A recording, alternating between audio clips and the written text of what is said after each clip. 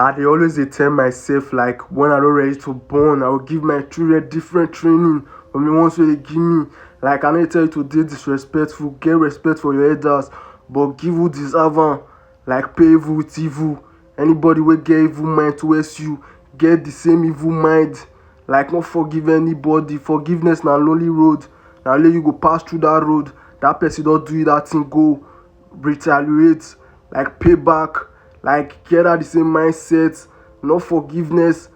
Forgive who? Person wey get evil mind towards you. Like different training. Like I no dey tell you say you go dey woman abuser, no. You go dey very respectful to women, all those kind stuff.